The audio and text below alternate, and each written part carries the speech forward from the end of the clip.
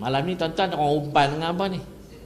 Tuan-tuan tak apalah, orang tak umpan pun insya-Allah datang. Dan kalau umpan teruklah. Di mana urai ni tak sanggup umpan lah. Macam-macam umpan, tak tahulah nak kena tak kena, wallahu alam. Pakat tengoklah nanti.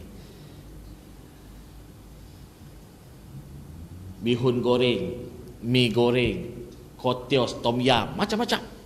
Sekali itu 2 minggu berturut-turut ayah saya buat laksa. Minggu pertama buat laksa sikit, dia orang kata sedap. Minggu kedua buat banyak. Kira sampai boleh, semua orang boleh buat balik, minta buat balik. Habis. Masuk minggu ketiga, makan cucuk kodok. Orang tanya ustaz, tak ada laksa minggu lepas. Makan cucuk kodok. Ayah saya beritahu nak buat macam mana, kata. Ayah saya dia belah ikan dalam kolam. Dia kata dalam kolam tu belut 10 ekor, habis dah buat kuah laksa. Hoi. Dia berkata kuah laksa minggu lepas tu pakai isi belut. Ya, pakai isi belut. Dia orang kita nasib baik Ustaz Habak dah seminggu lepas. Jadi taik dah. Kalau Ustaz Habak lepas daripada makan pakai keluar balik. Cuba bayang. Benda yang kita rasa zahirnya tak sedap, rupanya sedap. Saya pernah cerita pada tuan-tuan, kami makan dog di Pakistan. Pakistan ni dog besar-besar ni, harga dia RM1.5 sana.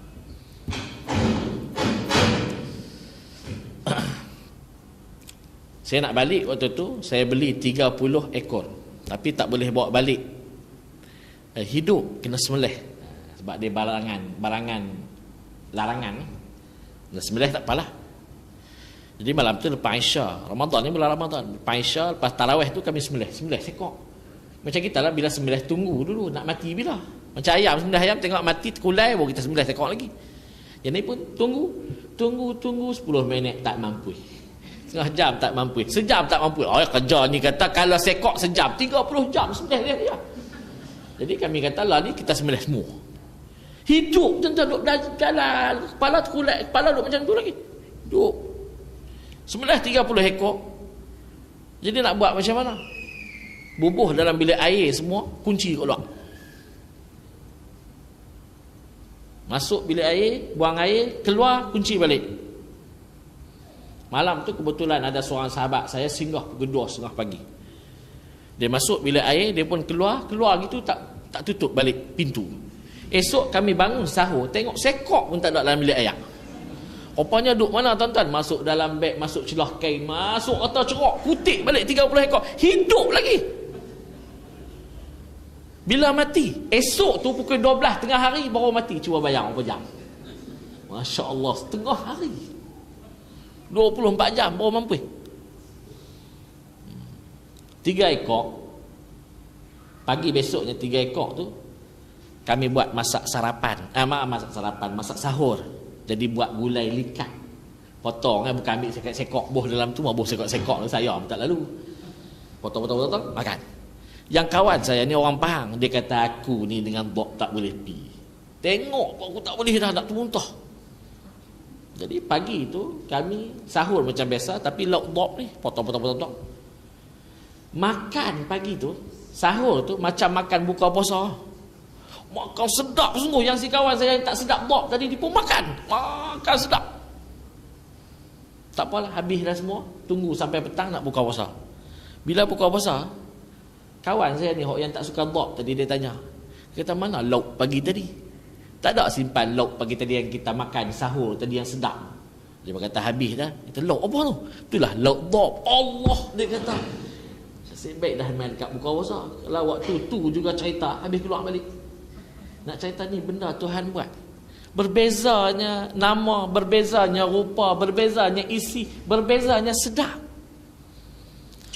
Bermakna Allah cerita pada kita, tak tengok yang ni aku buat. Apakah kamu dekat dengan ajal barulah kamu nak kenal kepada aku? Dah nak mati dah baru nak kenal Allah, boleh apa? Michael Jackson bila mati, bila Michael Jackson mati, barulah orang tahu bahawa dia ni pernah menganut ajaran Islam. Tapi tak nak hitam putih. Nak buat mana? Nak buat macam mana tuan-tuan? Sebab tu orang sebut Allah yarham Michael Jackson. Kenapa waktu dia hidup tidak ada orang pergi berdakwah pada dia? Bila dah mati baru nak sebut. Apa lagi? Muslimin dan muslimat yang dirahmati dan dikasihi Allah sekalian, dalam kitab Tauhid ada satu tajuk yang dipanggil An-Nazar. Perbahasan tajuk An-Nazar. Kita menggunakan An-Nazar ni melihat. Kita menggunakan penglihatan kita untuk melihat kejadian-kejadian yang Allah ciptakan di atas muka dunia.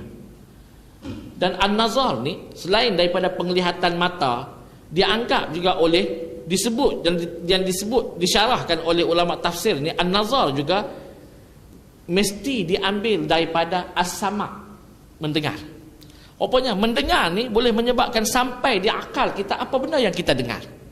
Kita dengar sesuatu, bom meletup, kita tahu yang tu bunyi bom, ataupun bunyi sesuatu yang menggerunkan, bunyi tanah runtuh, yang menyebabkan bila kita dengar sampai jadi akal kita, apa aku nak buat? Nak kena lari kan? Sebab itulah tuan-tuan, mata kita ni, katakanlah kita tengok sesuatu benda, kita tengok nampak rumah terbakar.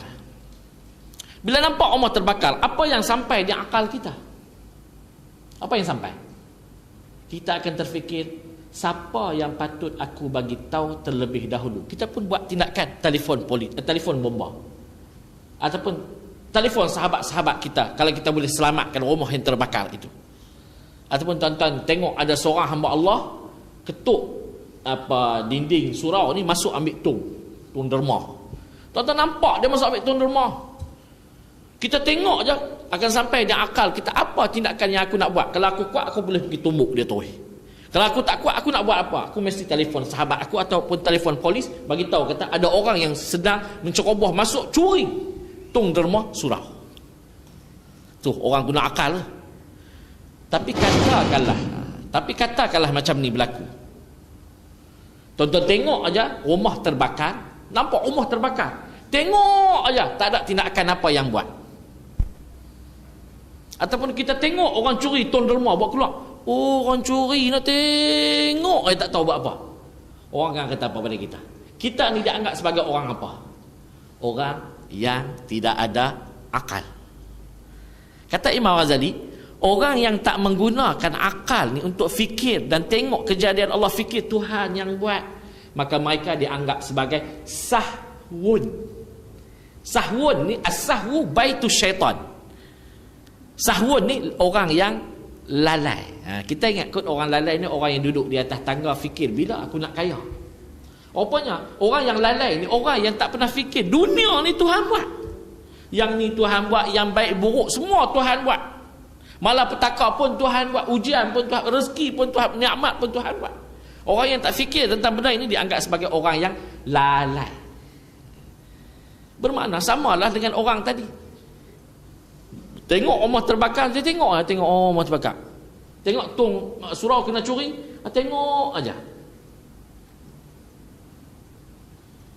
Di Perlis, di stesen bas ekspres, ada seorang hamba Allah yang menetap di situ.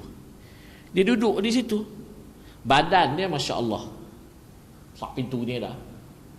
Saya tanya kepada kebajikan masyarakat, kenapa tak ambil dia pergi letak di rumah kebajikan, kami nak tangkap, takut.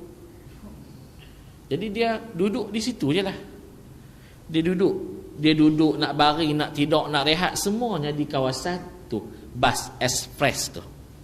Kalau hari dia tidur di atas pangking kerusi tu, alhamdulillah lah.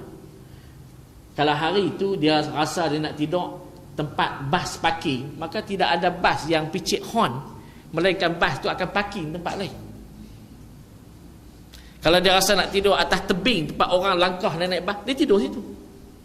Dia letak di tepi dia tu. Dia letak di tepi tempat dia tidur tu, orang duk lalu lalang tu, duit dia,